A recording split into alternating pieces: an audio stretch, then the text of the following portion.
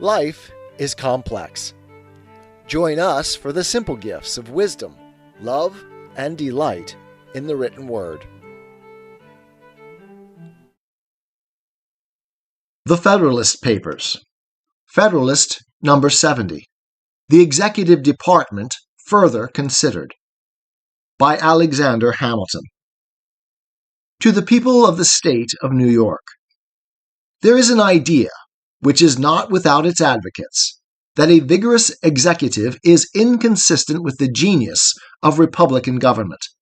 The enlightened well-wishers to this species of government must at least hope that the supposition is destitute of foundation, since they can never admit its truth without at the same time admitting the condemnation of their own principles.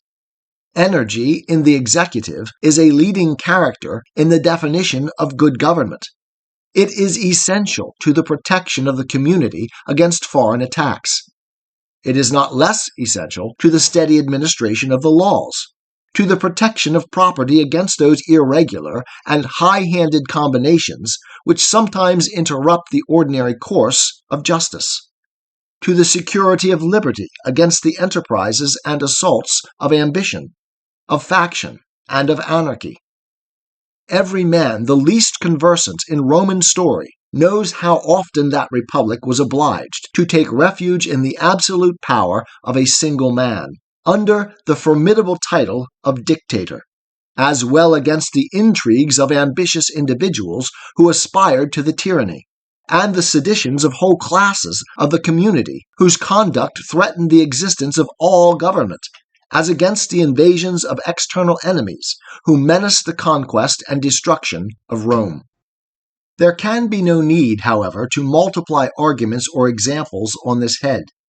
A feeble executive implies a feeble execution of the government. A feeble execution is but another phrase for a bad execution, and a government ill executed, whatever it may be in theory, must be, in practice, a bad government. Taking it for granted, therefore, that all men of sense will agree in the necessity of an energetic executive, it will only remain to inquire what are the ingredients which constitute this energy? How far can they be combined with those other ingredients which constitute safety in the republican sense? And how far does this combination characterize the plan which has been reported by the convention? The ingredients which constitute energy in the executive are, first, unity; secondly, duration; thirdly, an adequate provision for its support; fourthly, competent powers. The ingredients which constitute safety in the republican sense are, first, a due dependence on the people; secondly, a due responsibility. Those politicians and statesmen who have been the most celebrated for the soundness of their principles and for the justice of their views, have declared in favor of a single executive and a numerous legislature. They have with great propriety considered energy as the most necessary qualification of the former, and have regarded this as most applicable to power in a single hand, while they have, with equal propriety, considered the latter as best adapted to deliberation and wisdom, and best calculated to conciliate the confidence of the people, and to secure their privileges and interests. That unity is conducive to energy will not be disputed. Decision, activity, secrecy, and dispatch will generally characterize the proceedings of one man in a much more eminent degree than the proceedings of any greater number, and in proportion as the number is increased, these qualities will be diminished.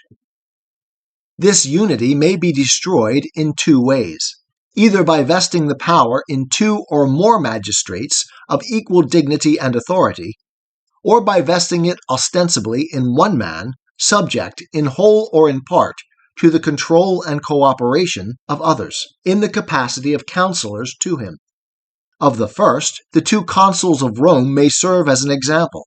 Of the last, we shall find examples in the constitutions of several of the states. New York and New Jersey, if I recollect right, are the only states which have entrusted the executive authority wholly to single men. Both these methods of destroying the unity of the executive have their partisans, but the votaries of an executive council are the most numerous. They are both liable, if not to equal, to similar objections, and may in most lights be examined in conjunction. The experience of other nations will afford little instruction on this head. As far, however, as it teaches anything, it teaches us not to be enamored of plurality in the executive. We have seen that the Achaeans, on an experiment of 2 praetors, were induced to abolish one. The Roman history records many instances of mischiefs to the Republic, from the dissensions between the consuls, and between the military tribunes, who were at times substituted for the consuls. But it gives us no specimens of any peculiar advantages derived to the state from the circumstance of the plurality of those magistrates. That the dissensions between them were not more frequent or more fatal is a matter of astonishment, until we advert to the singular position in which the Republic was almost continually placed, and to the prudent policy pointed out by the circumstances of the state, and pursued by the consuls, of making a division of the government between them. The patricians engaged in a perpetual struggle with the plebeians for the preservation of their ancient authorities and dignities. The consuls, who were generally chosen out of the former body, were commonly united by the personal interest they had in the defense of the privileges of their order. In addition to this motive of union, after the arms of the Republic had considerably expanded the bounds of its empire, it became an established custom with the consuls to divide the administration between themselves by lot, one of them remaining at Rome to govern the city and its environs, the other taking the command in the more distant provinces. This expedient must, no doubt, have had great influence in preventing those collisions and rivalships which might otherwise have embroiled the peace of the Republic. But quitting the dim light of historical research, attaching ourselves purely to the dictates of reason and good sense, we shall discover much greater cause to reject than to approve the idea of plurality in the executive, under any modification whatever. Wherever 2 or more persons are engaged in any common enterprise or pursuit, there is always danger of difference of opinion. If it be a public trust or office, in which they are clothed with equal dignity and authority, there is peculiar danger of personal emulation and even animosity. From either, and especially from all these causes, the most bitter dissensions are apt to spring. Whenever these happen, they lessen the respectability, weaken the authority, and distract the plans and operation of those whom they divide. If they should unfortunately assail the supreme executive magistracy of a country, consisting of a plurality of persons, they might impede or frustrate the most important measures of the government in the most critical emergencies of the state.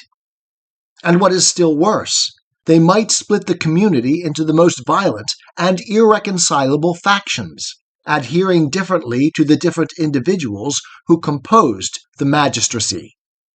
Men often oppose a thing merely because they have had no agency in planning it, or because it may have been planned by those whom they dislike. But if they have been consulted and have happened to disapprove, opposition then becomes, in their estimation, an indispensable duty of self-love. They seem to think themselves bound in honor, and by all the motives of personal infallibility, to defeat the success of what has been resolved upon, contrary to their sentiments. Men of upright, benevolent tempers have too many opportunities of remarking, with horror, to what desperate lengths this disposition is sometimes carried, and how often the great interests of society are sacrificed to the vanity, to the conceit, and to the obstinacy of individuals who have credit enough to make their passions and their caprices interesting to mankind. Perhaps the question now before the public may, in its consequences, afford melancholy proofs of the effects of this despicable frailty, or rather, detestable vice in the human character. Upon the principles of a free government, inconveniences from the source just mentioned must necessarily be submitted to in the formation of the legislature, but it is unnecessary, and therefore unwise, to introduce them into the constitution of the executive. It is here, too, that they may be most pernicious. In the legislature, promptitude of decision is oftener an evil than a benefit. The differences of opinion and the jarrings of parties in that department of the government, though they may sometimes obstruct salutary plans, yet often promote deliberation and circumspection, and serve to check excesses in the majority. When a resolution, too, is once taken, the opposition must be at an end. That resolution is a law, and resistance to it punishable. But no favorable circumstances palliate or atone for the disadvantages of dissension in the executive department. Here they are pure and unmixed. There is no point at which they cease to operate. They serve to embarrass and weaken the execution of the plan or measure to which they relate, from the first step to the final conclusion of it. They constantly counteract those qualities in the executive which are the most necessary ingredients in its composition, vigor, and expedition, and this without any counterbalancing good.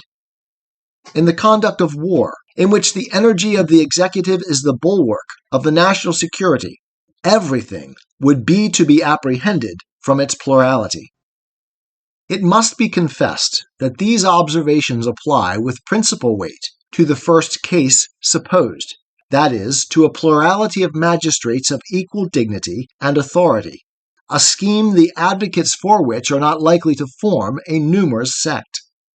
But they apply, though not with equal, yet with considerable weight, to the project of a council whose concurrence is made constitutionally necessary to the operations of the ostensible executive.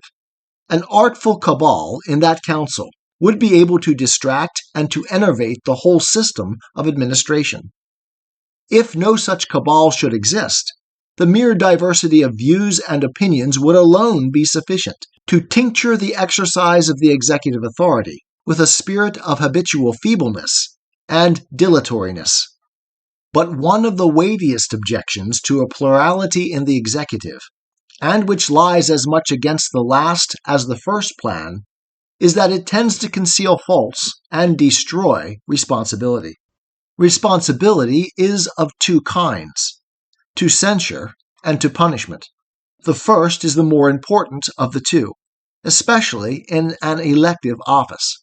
Man in public trust will much oftener act in such a manner as to render him unworthy of being any longer trusted than in such a manner as to make him obnoxious to legal punishment. But the multiplication of the executive adds to the difficulty of detection in either case. It often becomes impossible, amidst mutual accusations, to determine on whom the blame or the punishment of a pernicious measure, or series of pernicious measures, ought really to fall. It is shifted from one to another with so much dexterity, and under such plausible appearances, that the public opinion is left in suspense about the real author.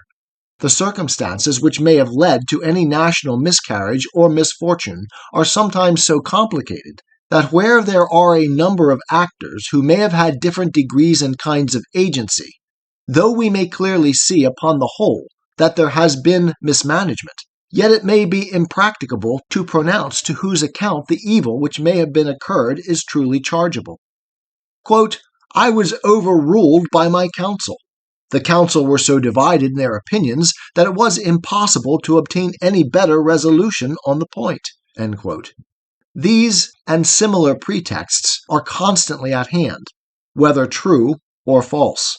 And who is there that will either take the trouble or incur the odium of a strict scrutiny into the secret springs of the transaction?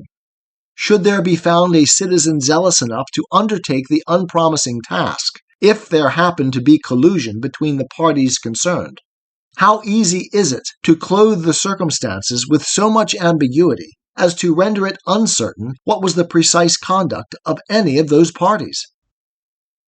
In the single instance in which the governor of this state is coupled with a council, that is, in the appointment to offices, We have seen the mischiefs of it in the view now under consideration. Scandalous appointments to important offices have been made.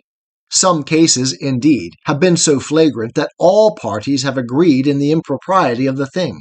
When inquiry has been made, the blame has been laid by the governor on the members of the council, who, on their part, have charged it upon his nomination, while the people remain altogether at a loss to determine by whose influence their interests have been committed to hands so unqualified and so manifestly improper. In tenderness to individuals, I forbear to descend to particulars. It is evident from these considerations that the plurality of the executive tends to deprive the people of the two greatest securities they can have for the faithful exercise of any delegated power. First, the restraints of public opinion, which lose their efficacy, as well on account of the division of the censure attendant on bad measures among a number, as on account of the uncertainty on whom it ought to fall. And secondly, the opportunity of discovering with facility and clearness the misconduct of the persons they trust, in order either to their removal from office or to their actual punishment in cases which admit of it. In England, the king is a perpetual magistrate, and it is a maxim which has obtained for the sake of the public peace, that he is unaccountable for his administration, and his person sacred. Nothing, therefore, can be wiser in that kingdom than to annex to the king a constitutional council, who may be responsible to the nation for the advice they give. Without this, there would be no responsibility whatever in the executive department, an idea inadmissible in a free government. But even there the king is not bound by the resolutions of his council, though they are answerable for the advice they give.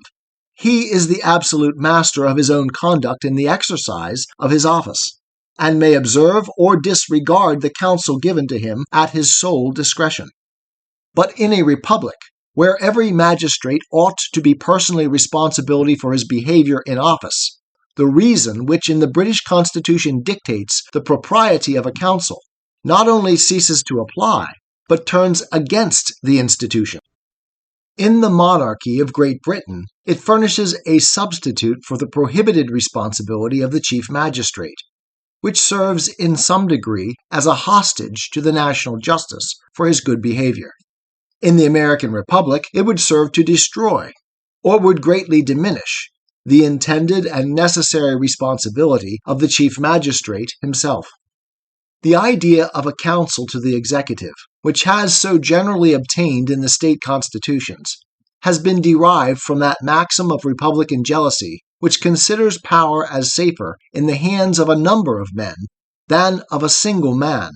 If the maxim should be admitted to be applicable to the case, I should contend that the advantage on that side would not counterbalance the numerous disadvantages on the opposite side. But I do not think the rule at all applicable to the executive power. I clearly concur in opinion in this particular with a writer whom the celebrated Junius pronounced to be, quote, deep, solid, and ingenious, unquote. That, quote, the executive power is more easily confined when it is one, unquote.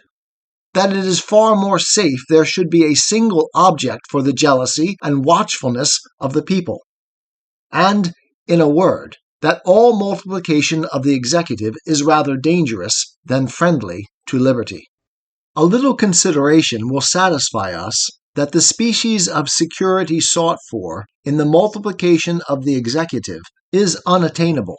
Numbers must be so great as to render combination difficult, or they are rather a source of danger than of security.